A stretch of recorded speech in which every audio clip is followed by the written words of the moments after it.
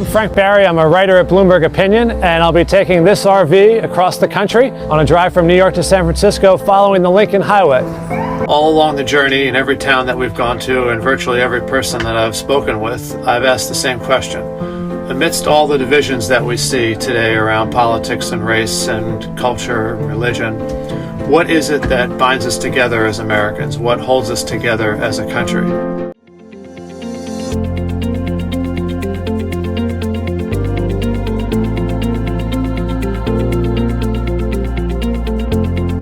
Because of all the gridlock and vitriol in our politics, we're not able to do the things that we should be doing. We're not able to help the people we should be helping.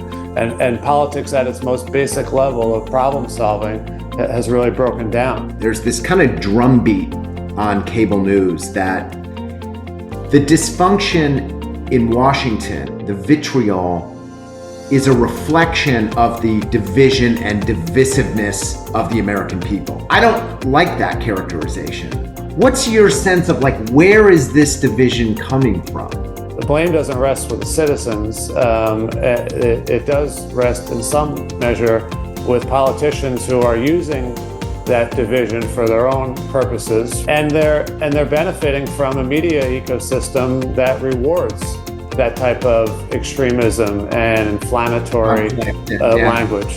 On the whole, people want to do what's right. We are different, and we come from many places, and we all have different backgrounds. And that kind of diversity of our communities makes the larger community. It's that we honestly believe that there can be a better future if we choose to do what's necessary to have it. Together as a people is our American spirit. That idea of needing one another's help is something that is a theme that I heard run throughout my conversations across the country. This is the first time that I've been involved in a movement where I felt what I was doing was going to help democracy.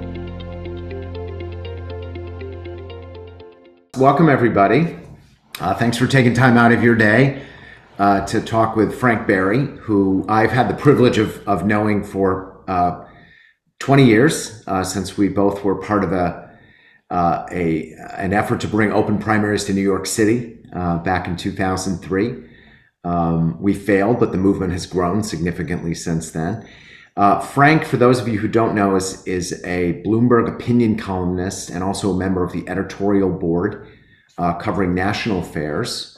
And he is the author of Backroads and Better Angels, A Journey into the Heart of American Democracy, as well as, and I want to touch on both of these books, The Scandal of Reform, which came out in 2009.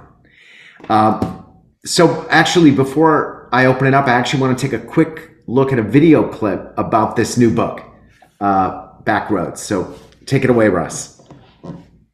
I'm Frank Barry. I'm a writer at Bloomberg Opinion, and I'll be taking this RV across the country on a drive from New York to San Francisco following the Lincoln Highway, which is America's oldest transcontinental route that runs from New York to San Francisco. And along the way, it hits a number of major cities, but it also hits tons of small towns. All along the journey, in every town that we've gone to and virtually every person that I've spoken with, I've asked the same question. Amidst all the divisions that we see today around politics and race and culture and religion, what is it that binds us together as Americans? What holds us together as a country? Together as a people is our American spirit. We are all human. Just hope. At the end of the day, it's hope that we might get to a better tomorrow. On the whole, people want to do what's right. The social contract that we have with one another. We live in a democracy, we live in a republic. The Constitution, and that's obviously our framework. There's tons and tons of good people. The melting pot of everything is what binds everybody together. Without trying to be political about it, I think you do go back to the Constitution. We do have the freedom to voice our opinions. We are different, and we come from many places, and we all have different backgrounds. And that kind of diversity of our communities makes the larger community. It's that we honestly believe that there can be a better future if we choose to do what's necessary to have it. Inner frontier mentality, whether it was coming to the U.S. or whether it was wagon trains, people had to work together to survive. And I think that's the moment that we're in. We have always been a people who have pushed into new territory, new ideas, new lands. And in order to do that, we have needed to work together. We've needed to lean on one another. That idea of needing one another's help is something that is a theme that I heard run throughout my conversations across the country, and the divisions that we face, how that is getting in the way of helping one another, of solving problems. Those two ideas really tied the trip together in the sense that so much of who we are as a people, our national character, is tied up in helping one another and working together. And yet right now we seem to be at a moment where that is harder than ever, where people are having trouble to communicate with others who disagree, and as a result to help one another. And we find ourselves more isolated and more angry with other people who perhaps believe different things than we do and see the country and its politics differently than we do. That's a great clip. Welcome, Frank. Great to see you. Thanks for having me. Yeah, I really love preparing for this conversation because I got to read your new book, which is terrific, and I got to go back and read your old book, Scandal of Reform, and then think about they're very different, but they're very connected all at the same time, and I want to get into that a little bit. But first, tell me, that clip was really great. The thing about, helping each other is something that is so fundamental to so many Americans, and yet it seems more and more difficult. What's your sense, having spent a year traveling the country, why it's become more and more difficult? Politics certainly lies at the heart of it. And I agree that it's an important concept and something that we came across in a new and different way in traveling the country because, so much of the American myth, or at least the myth around the American identity is caught up in the notion of rugged individualism. And we were traveling by following the Lincoln Highway, a path that had been traveled by those who took the Oregon Trail in the 1840s and 50s in covered wagons. And what we learned, which I never knew, is that, as someone wrote, everything about the wagon was built on a community basis. And people didn't travel, for the most part, by themselves in a wagon. They traveled in a wagon train. Why? Because you needed to have a lot of different people along the way who could fix the wagon if it broke down. You had blacksmiths and others who were along for the journey, who could tend to the horses and mules. So this idea of rugged individualism, yes, there's of course some truth in it, but it's kind of grossly overstated. And really, community lays at the heart of the expansion west. And then, before getting into all the conflict, Native Americans and everything else, but just the idea of going west was a community experience. And that's true of so much of the rest of American life, whether it's a barn raising or creating, building a neighborhood in a city. We rely on each other in ways that we don't often always think about, that we often overlook because we tend to emphasize our own individuality. But so much of America really is, I believe, tied up in our ability to help one another. And of course, that extends to our politics. And I think that's one of the reasons why Americans are so frustrated right now, is that because of all the gridlock and vitriol in our politics, we're not able to do the things that we should be doing. We're not able to help the people we should be helping. And politics at its most basic level of problem solving has really broken down. One of the things that I have a reaction to, there's this kind of drumbeat on cable news that the dysfunction in Washington, the vitriol, is a reflection of the division and divisiveness of the American people. And so, hey, politicians are just simply reflecting that, what's happening among the American people. I don't like that characterization, but a lot of people believe that. What's What's your sense of like, where is this division coming from? What's the source of it? Like what's its energy source, you know? Yeah. What's your feeling on it? Yeah, I don't like that characterization either. I don't think it's right. And having traveled the country and talked with people, one of the things we heard over and over again from people in both parties was real frustration with the division. And of course, blaming Washington for a lot of it. But people recognize the danger that it presents to the country. They're really concerned. In fact, one of the questions I asked almost everyone we met along the way was, what worries you most about the future of the country? What's the biggest threat we face? And not one single person said China or Russia or terrorism, which I thought was especially striking. We left on September 11th, which was a day that brought Americans together like never before in 2001. But no one said that was their primary concern about the future of the country. It doesn't mean they don't recognize it as a threat. But almost every single person said some version of, I'm most worried about the divisions that we're facing. That's what really worries me. It worries me for myself and my family, and it worries me for my kids and their future. And so I do think that's an affirmation of your gut reaction, that the division is not emanating from communities. They are feeling it and they are outwardly reflecting it, but they're not generating it. And I do think that a lot of the blame belongs with our leaders. A lot of the blame, or some of the blame at least, does belong with social media companies.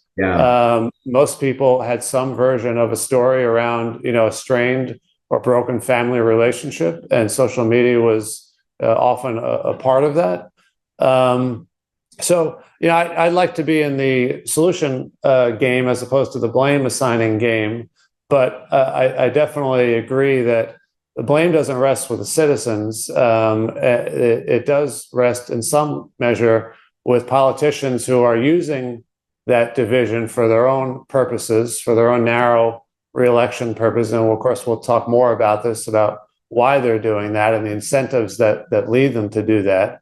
And they're benefiting from a media ecosystem that rewards that type of extremism and inflammatory language.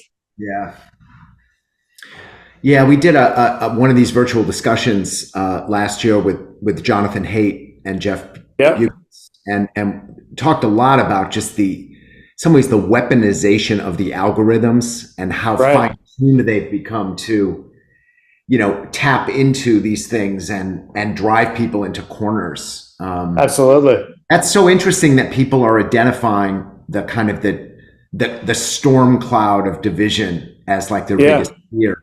That's I'll tell you one quick story. I met with a farmer in Illinois who has been involved in Republican Party politics his whole life. And he told me that the night before and I met him at this building that he and a group of friends were fixing up as part of a community project. And he told me that the night before, he and a longtime friend of his had been out for a beer. And that friend of his had been involved in Democratic Party politics his whole life. And he told stories about, how close they were and how well they got along and how they'd, put up yard signs in each other's lawns and all that stuff. And he said that his friend said to him, it's just not fun anymore, because I can't have the conversation I'm having with you with everybody else, because someone just walks away angry and the relationship ends. And that's not what politics should be. No. And and the guy that I was speaking with said, I feel the same way, that a lot of the fun, and by fun, I mean, interesting, engaging, intellectually stimulating, all that good stuff, that is getting the life sucked out of it by the anger and the vitriol and the way people are wanting to just tune out and shut out people who they don't agree with. Yeah. Frank, one of the sub stories within this book that I was really interested in was you visited Pittsburgh, you visited Chicago, and talked about ways in which reformers, urban renewal people that, had in some ways, in the name of improving standards of living for poor people, for people of color, had destroyed communities. And that people were still living in the wake of that 50, 60, 70 years later. And my ears perked up because it's like, and this goes to your first book, like there is this history in this country of do-gooders, reformers destroying communities. Right. And what's your experience of that? Well, you're absolutely right. And how do they get destroyed? It's usually arrogance. It's the idea that I know better and I don't have to listen to you. I'm in power. I'm not going to listen to you. And so in this case, we're going to take your house. We're going to take your apartment building. We're going to knock it down and build something else. And there's something very anti-democratic about that, of course. In fact, it's kind of one of the most anti-democratic things you could possibly do to someone and their community is to take it out from under them, bulldoze it, leave it empty, and tell them to go live somewhere else, usually in poorer conditions. And that happened in cities all across the country. And you can still see the scars because they're still there. And we saw them certainly in Pittsburgh and in Chicago. We saw them in Sacramento, where an Asian community had essentially been evicted through one of these urban renewal plans that was supposed to make the community so wonderful and new, and of course destroyed it. And so, the book is about democracy and what threatens it. And the conversation today is often around threats that emerge from the right, and those are very real and very serious. And we can talk some about them. And of course, they manifested themselves on January 6th, but they're not the only threats. And it's really important, I think, that we recognize that threats to democracy can emerge from both the left and the right, and they can emerge from good intentions and well-intentioned ideas that nevertheless run roughshod over people's rights and over, a sense of community and democracy. Yeah, there was a great quote, and I so agree with you that threats to democracy are not just coming from one area of the political spectrum. You say, quote, "Liberal reformers failed because they refused to share power with the people they were helping." And I just think that's very profound because it's a dynamic we deal with in the political reform movement, is kind of like this arrogance of people thinking they know what's best for communities, but they don't want to share power with them. They don't want to give them power. They want to just say, we know best. This is the best system for you. Do this. Trust us. We know better. Completely. You're absolutely right. And I'll give you one more example of it. It's outside the political system, but it is the mirror image of what you're talking about, which is I met with a Presbyterian minister in York, Pennsylvania, and he was telling me about the church's history. And he was very proud that they were the first, and I think one of the only, he said maybe there was one or two others, Presbyterian churches that integrated in the 1960s, when churches were still entirely segregated. And he said, but we integrated the churches, but essentially the Black community was welcomed into our church, and the white pastors and the people who ran the church were never willing to share power. Yeah. And so who controlled the liturgy? Who controlled the purse strings? Who controlled the hirings? The Black community that was merged into this church was never let into those processes. And the first Black staffer wasn't hired until 2019. And guess what happened? A lot of people fell away. They did because they recognized that this is not actually a true, merger of equals. We're being allowed in the door, but we're not being allowed to share power. And that happened in other churches. It happens still in religious organizations today, but it certainly happens in our politics. Yeah. Yeah, and unfortunately, these are just not isolated incidents. It's such a it courses through the veins of American political life, is this kind of this tension between reformers who both want to clean things up, but want to keep ordinary people in their place. You know, Right. like that's both things. Because they don't want to give up power. Yeah. And so much of this is about power. No, I when I went back and looked at the Scandal of Reform, which, by the way, this book should be like required reading for anyone who wants to get involved in changing politics, because it's like, hey, don't think that reformers can't do bad things. Like, be humble, be epistemologically humble about what reform movements have done. But to go back to the 1840s, when the reformers were trying to make sure that people of color, Irish people, women, they were not allowed to vote. That was their reform, is they wanted to keep the unwashed masses from, mucking up the political process. Right. It was fascinating. And that arrogance has kind of always run through the movement. And so you get reformers who wanted to, keep out the Irish and keep out the Catholics, and then, later immigrants, and, tell people what they could and couldn't do. Prohibition was a reform movement. And this is not to say all reform is bad, of course. It brought us women's suffrage. But there is an arrogance that can often run through it that is very dangerous, because it's very anti-democratic. Yeah.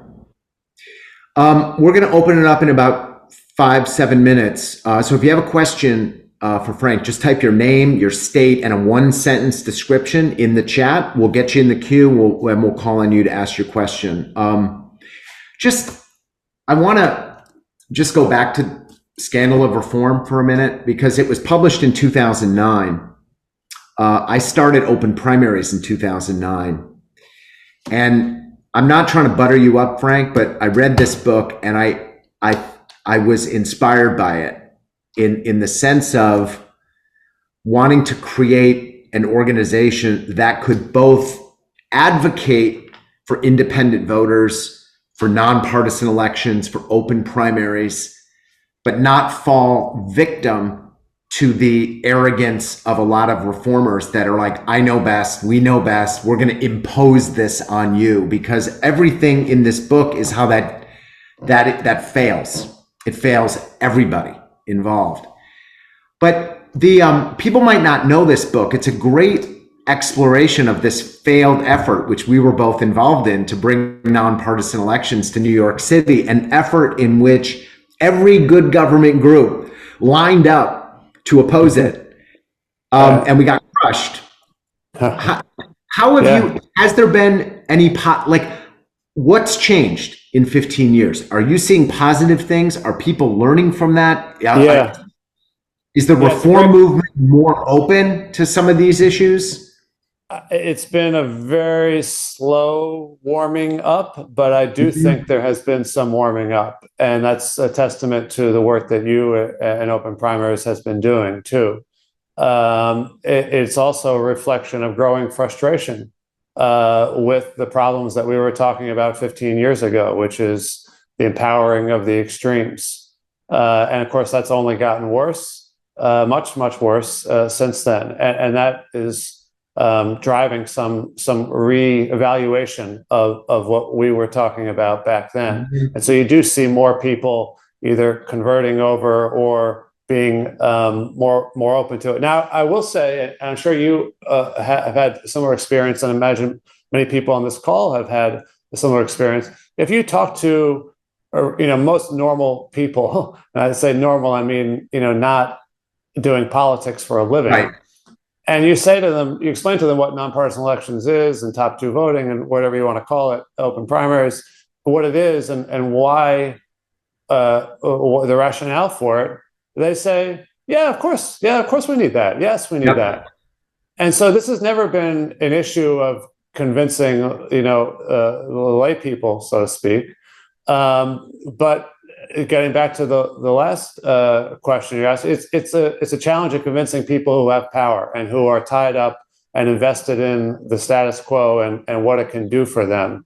And that has always been extremely hard. And even the good government movement, it has been tied up in that. I somewhat put quotes around it. I have friends in it and have a lot of admiration for some of the work that they do. But I think they've been on the wrong side of this for a long time. And I think they are now at least beginning to reevaluate this, and lots of good work has been done on it. You guys have been in the thick of it. The fact that we've had some change in states like Alaska and California was a major milestone, and that has led people to see it in action and to recognize its benefits, and that's made it a little bit of an easier sell. Still not an easy sell. Because people are so tied up in it, and we've seen some reversal too, like in Louisiana. Yep. But I think there's a growing recognition that politics is broken, and as soon as people start looking for answers, this is the one that more than any other, I believe, can have the most powerful, can make the biggest difference. Part of my experience, Frank, is that one of the things that is kind of driving the steady growth of this conversation is just the American people are saying, I don't want to be on team blue and I don't want to be on team red. That's just like a fact on the ground. You can't get around it. And so this and more than ever, right? As each side kind of drifts further to the extreme. Yeah, it's accelerating. It's accelerating. People are becoming independents, and I feel like I feel like on our best days, the open primaries movement is not grounded in the nerdy facts and figures and models. It's grounded in this actual shift that's taking place in the country. On our best days, that's where we're positioned. Yeah, I agree. Yeah, that makes sense.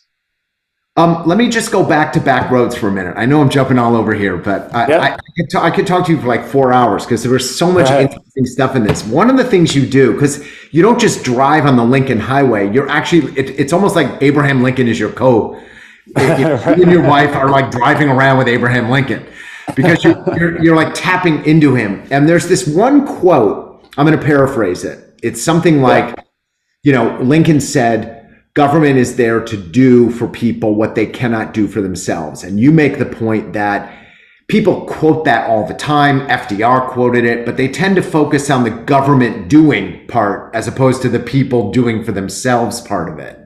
That's right.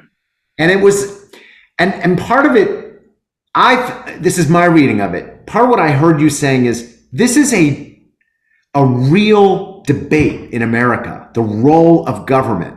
What should we be doing for ourselves and what shouldn't we be doing? And it's an important debate and it's a long-standing debate, but it almost gets covered over by all the garbage in politics. The things we should be debating, what's the role of government, gets covered over by crap. Right. Am I taking away the wrong thing? What did you take? No, you're taking away the right thing, and it gets covered over in a way that the larger question gets totally obscured. Right. And so all of us probably have had some frustrating experience with government where you say, why can't I do this? I had a friend who built a deck in his backyard, and the building department came and said, the deck is a half an inch. I mean, maybe it was an inch or two, whatever it was, it's off of what the requirements have to be. You have to take the deck down. Well, he had spent a paycheck and, weeks of his life building this deck. And now he's being told by the government that he had to take it down. And so that began a long, painful process in which he, had to find his way through to an approval. But there's a lot that we need government to do. And there's a lot that we ought to be able to do for ourselves without quite as much interference. There are now laws on the books in some places that don't really allow you to, donate food to the homeless. It's got to be all, funneled through a central repository. And we need to be able to have the flexibility to help each other without asking am I going to break a law for doing this? Am I going to be sued for doing this? And as soon as people put that in the front of their mind, they get less willing to help a neighbor, and they get more frustrated by government and less willing to believe that government can do anything because it's so rigid and inflexible and focused on the wrong things. And that breeds cynicism in government, which is very unproductive because, as I say, we needed to do big things really well. Yeah, there's that great story in there about this community, and I think it was Connecticut, where they built a playground. The citizens right. built the playground 50 years ago, and now the playground's kind of falling apart, and they wanted to rebuild another one, and then they're like, no, insurance and this, just get the government to build it. Yeah, exactly. The school board said, no, the parents had all volunteered to build it, and they had built the first one. It had been a real community building exercise, and now they just contracted out.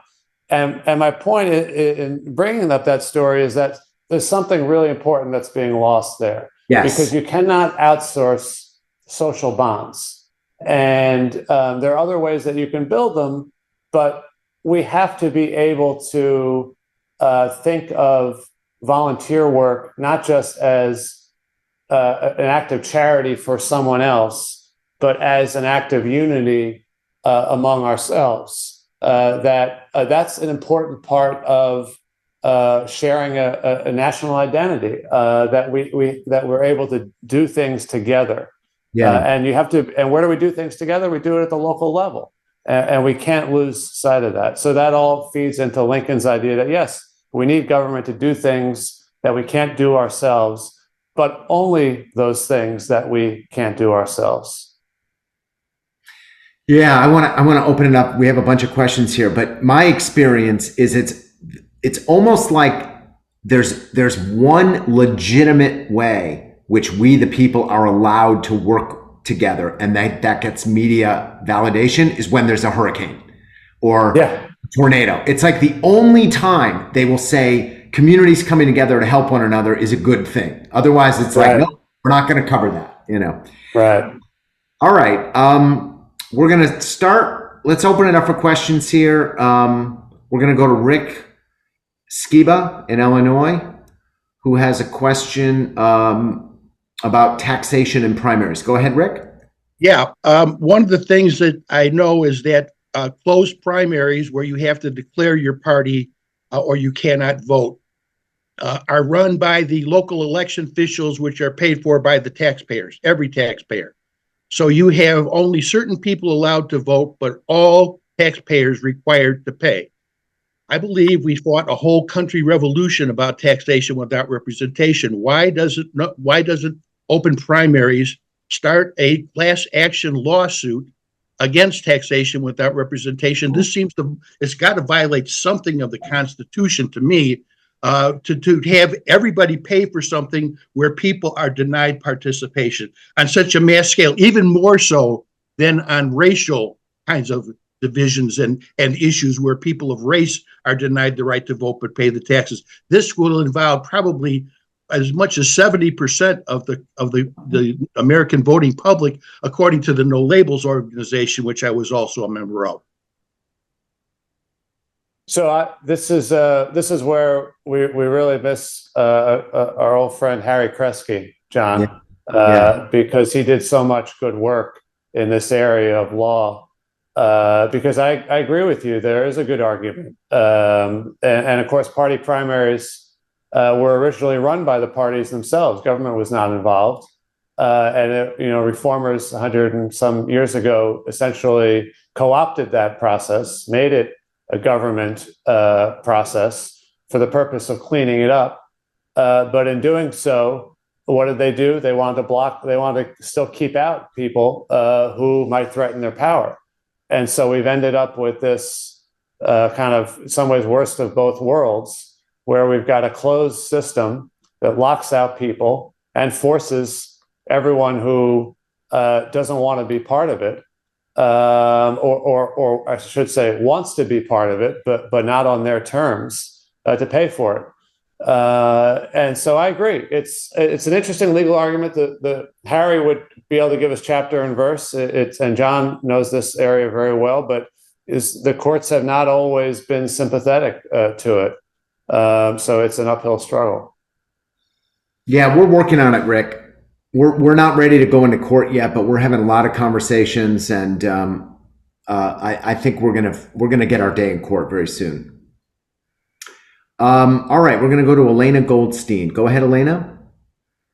Can you hear me?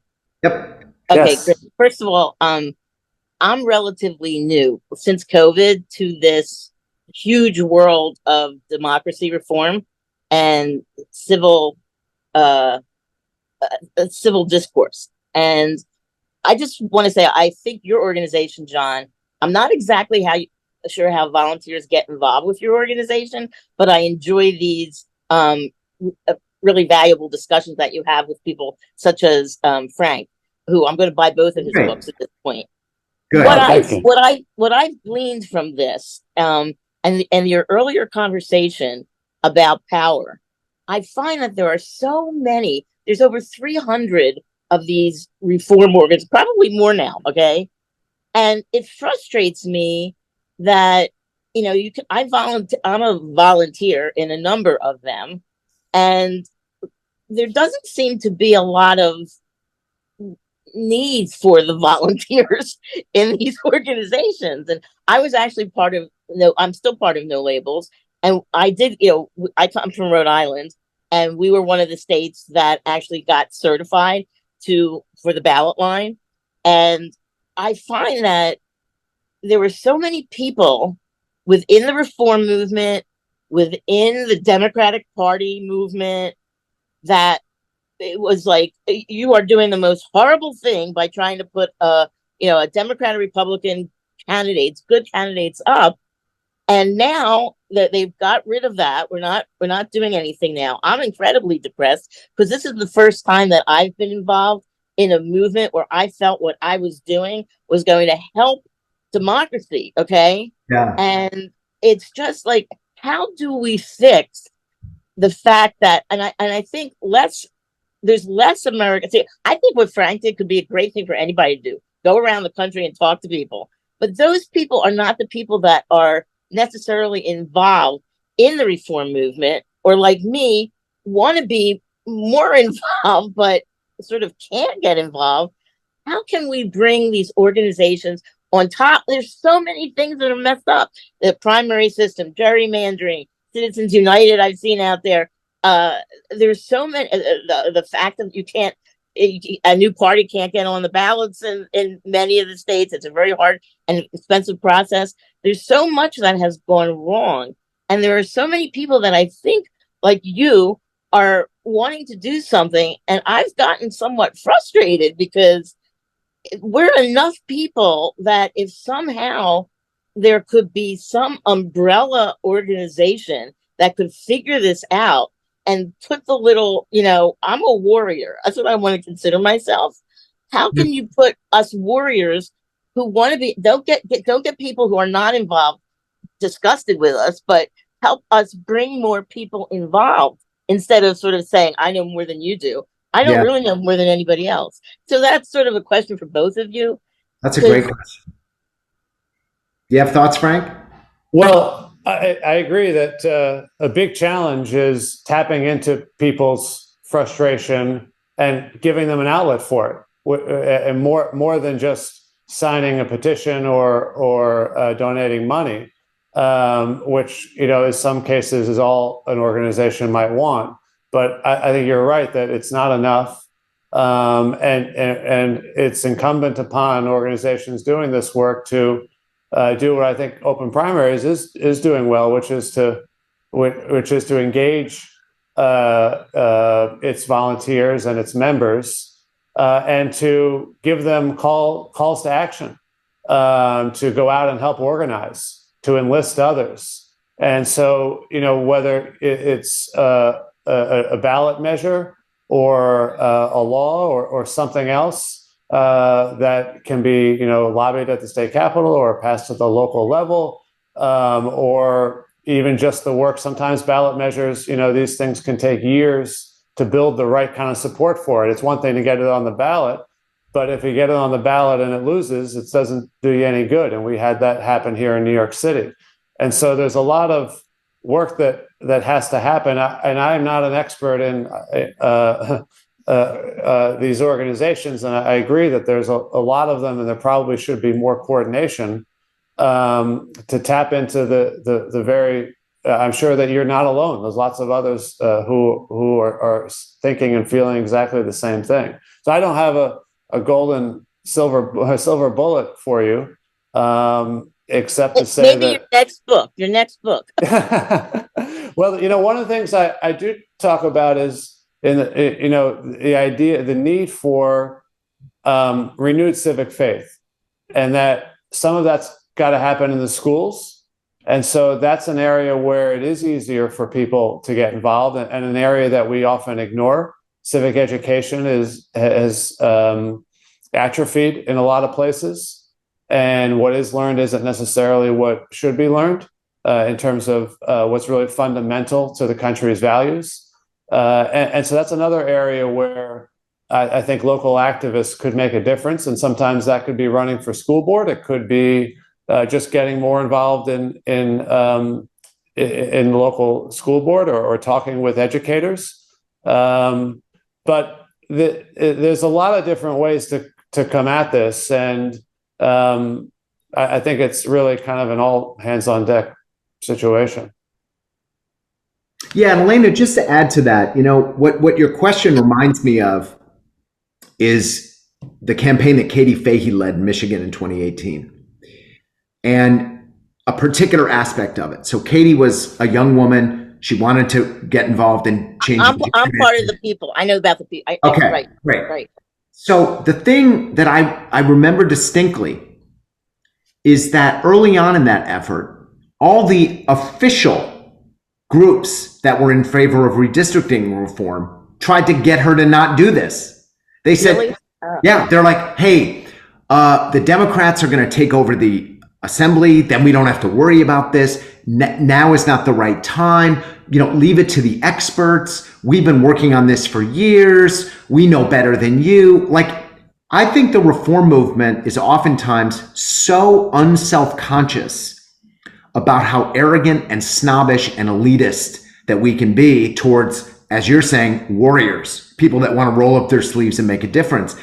And I think that's not going to change by changing the mind of the reformers. It's going to be 100 Katie Faheys rolling up their sleeves and saying, screw these experts. We're going to make a change. We're going to change American politics, and pushing through it. And she told me, she's like, they're intimidating because they're the experts. They know best. And I'm just a 26-year-old college grad who wants to make a difference. But we have to push past that intimidation. And it's out there. All right, we're going to keep going here. Question from Kim Klein in Florida about independent candidates. Go ahead, Kim. Still there, Kim? Oh, you got to take your own move. There you I'm go. here. I'm sorry. I was I hadn't unmuted quickly enough. Yes, I have a question, particularly about independents and NPAs, and I've been following the independent movement for a while. I have always kind of had this idea that a real change is going to happen if you have more independent candidates actually running. If you have good candidates, particularly in the local and the state level, candidates that are closer to the people, that these are your neighbors, these are the people you go to church with, these are the people that you can trust.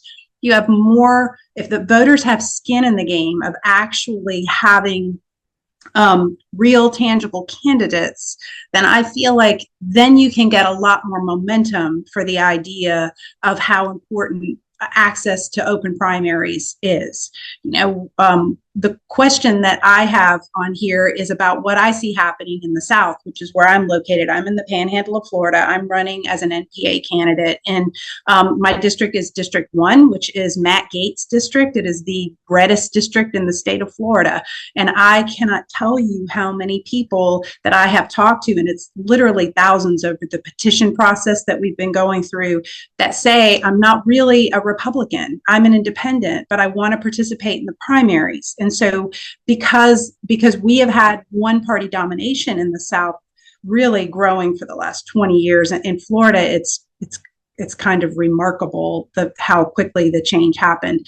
But what I'm interested in is if you have seen in your travels this change in the American South, that maybe more independent candidates would have a way in because of sort of this super majority control that feels incredibly undemocratic.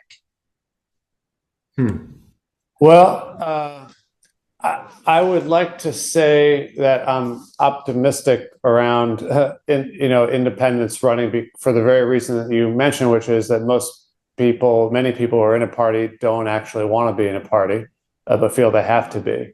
That said, when it comes time to cast a ballot in November, people also don't want to be a spoiler. So this is, I'm sure, an argument that you run up against when you're out on knocking on doors. People will say, well, I don't want to waste a vote. And that's the burden on an independent candidate, as long as we've got the current system, to say, well, I'm not a wasted vote. We can do this. Here are the numbers, blah, blah, blah. And you've got to kind of show them and walk them through the path to victory. But that's not a burden that Democrats and Republicans face. And it really disadvantages independent candidates. And so I think you're right that success by some independents would really help to sway people and to elevate the profile of independents, would help independent voters to kind of rethink, well, maybe there's a better way to do this. But it's also very hard to win as an independent, as I'm sure you know well. It's kind of by definition, an uphill battle when you're running inside of a two-party system, and opening up the process to allow independents to be there at the start, so that they don't face the disadvantage later on, is really crucial. So I guess. I haven't spoken. You've talked to lots more independents. You're closer to this than I am in the South, so I don't have any. I don't have any kind of great answer for you in terms of what the future holds.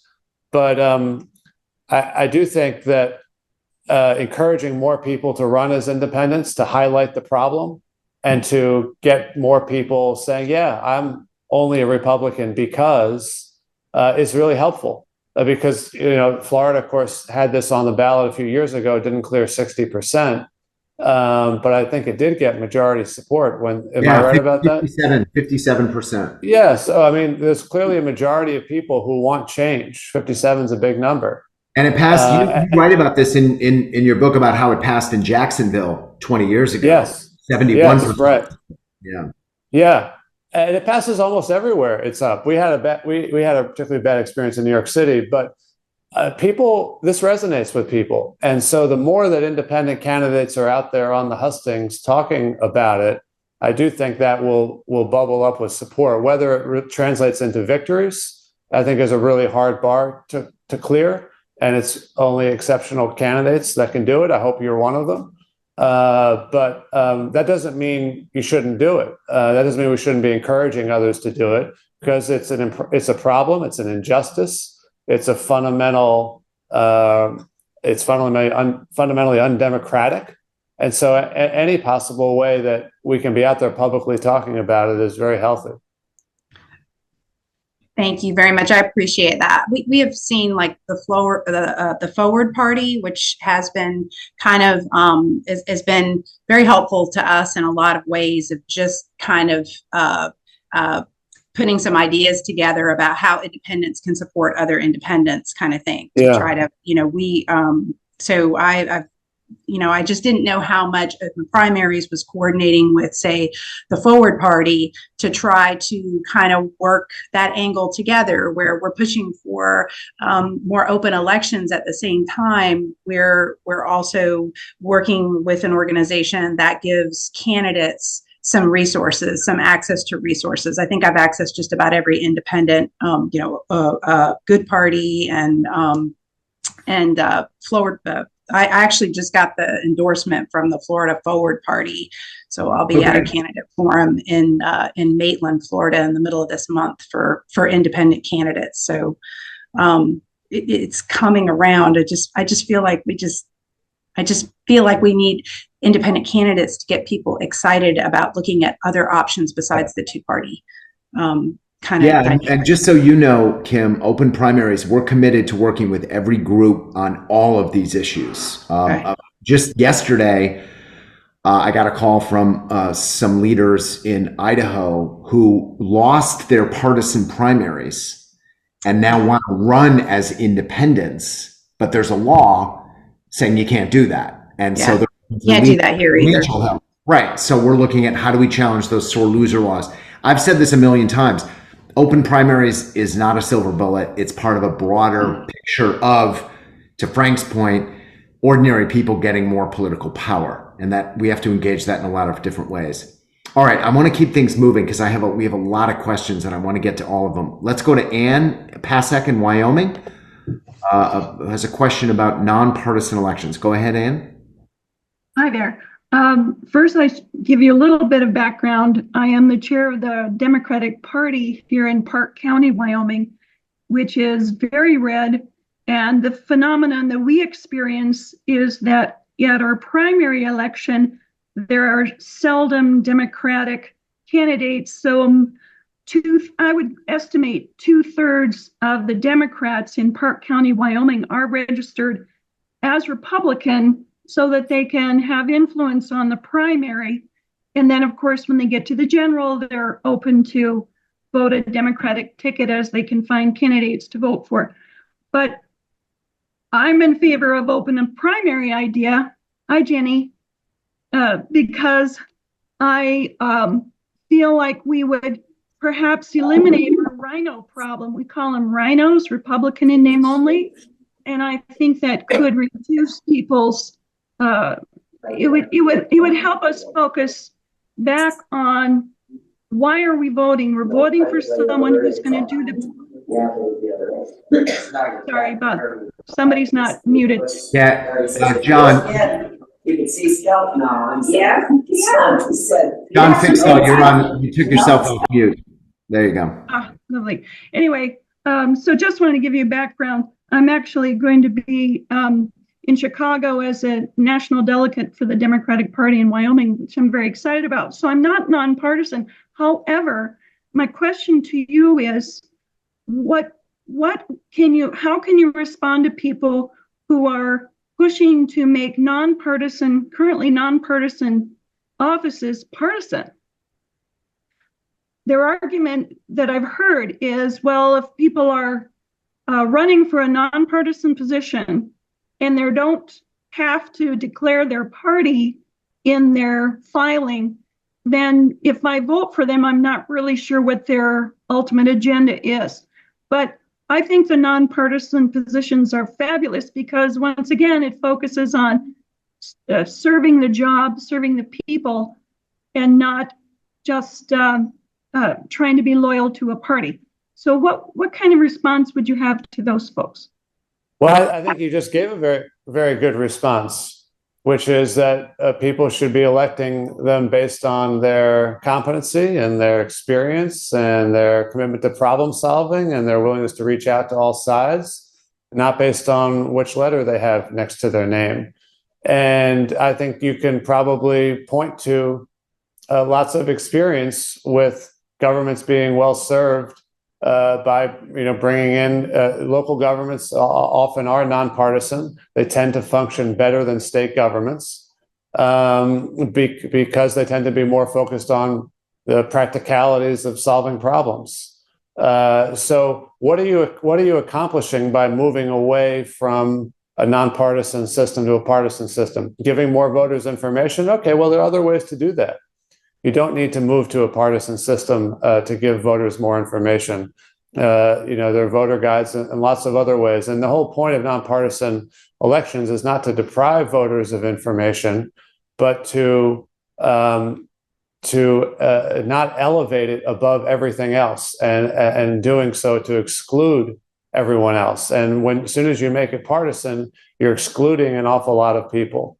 And we want, or at least I think is healthy, and I think John agrees, the most open process possible. That's how you get kind of the most rational and reasoned discussion. It's how you get maximum voter participation, and it's how you prevent the extremes from drowning out everybody else. I met with, I'm sure all of you are familiar with the fact that Nebraska is the only state in the country that has a nonpartisan legislature. And I met with a state senator there who is a Democrat. And he said, well, yeah, I'm a Democrat, and the Republicans, we all know who the Democrats and the Republicans are. That's no secret. Voters know, and so do elected officials. But because it's a nonpartisan system, in my elections, I have to go knock on the doors of Republicans and independents and ask for their votes.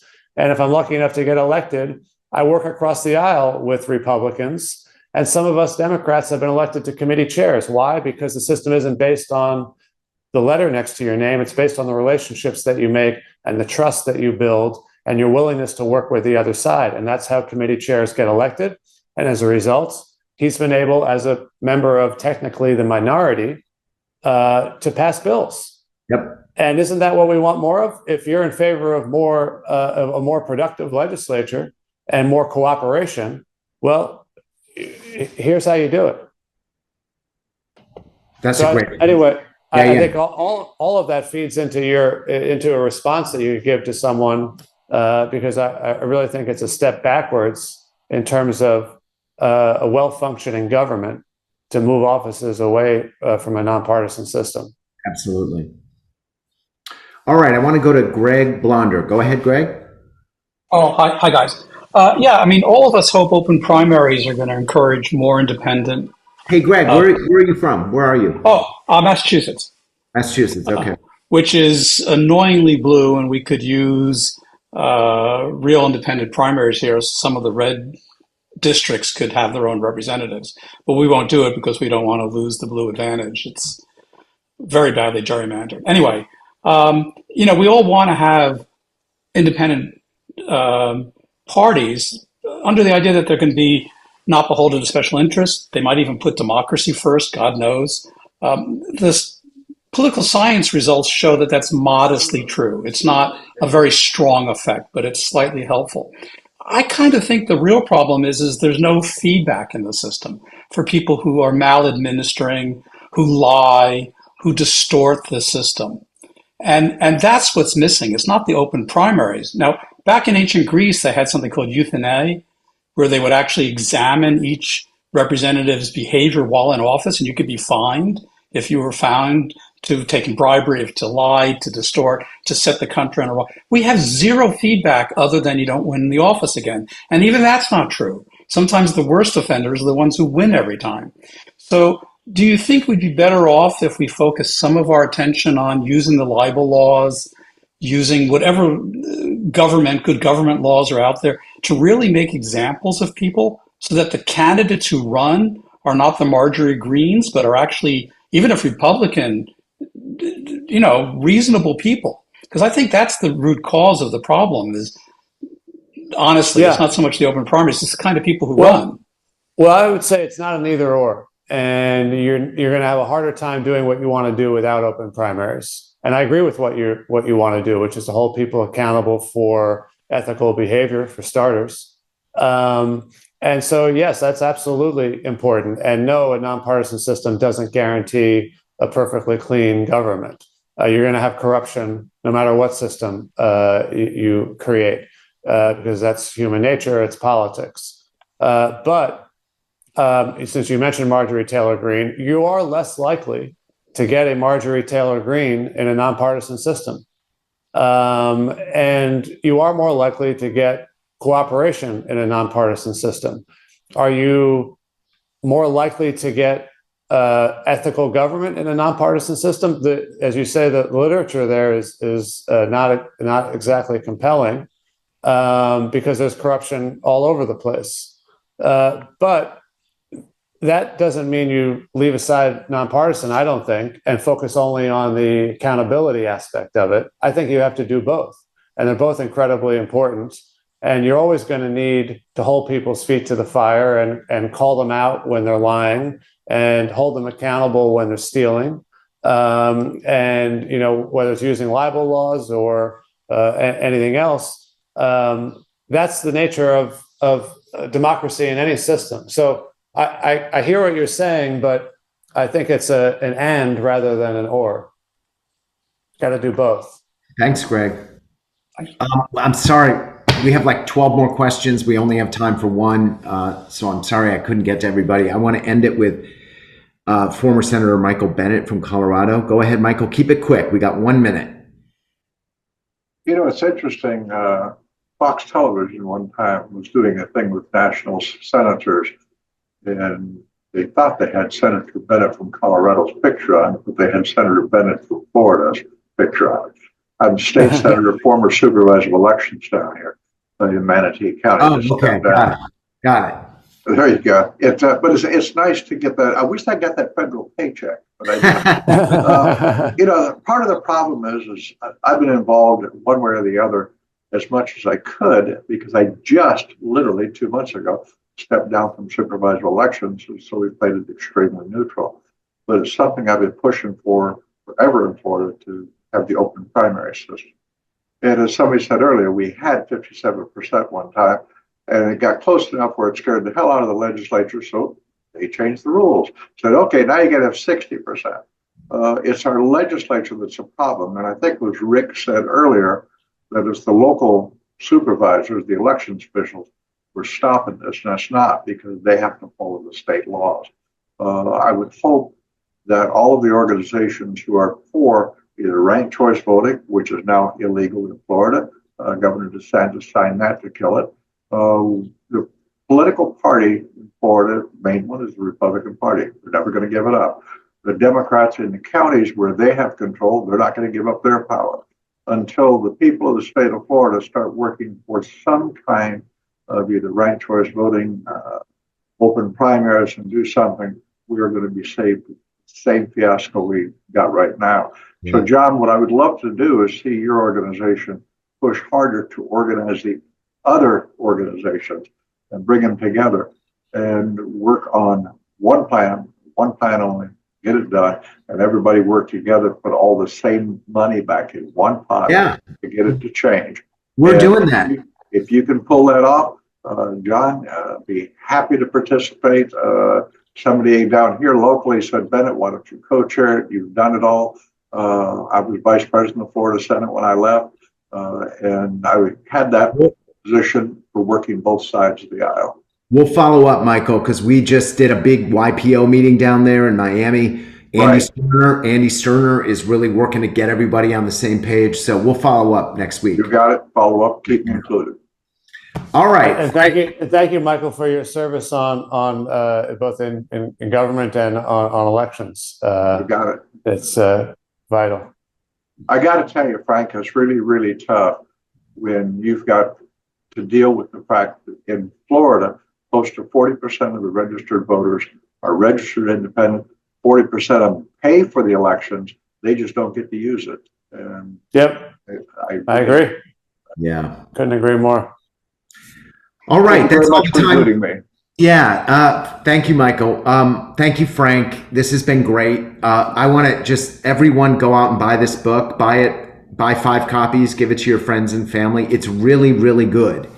It's both very accessible, very personal. There's great stories of all the people you meet. It's very cultural, very musical, and yet very philosophical. So I hope that everyone here helps drive sales to #1 on Amazon. Let's make it. Well, thanks, John. I appreciate those kind words, and thanks for having me. And thank you all for all the work you're doing on this issue, which is close to my heart and really so important. Thanks, Frank. And thank you, everyone. We'll talk to you soon. Take care. All right. Bye-bye.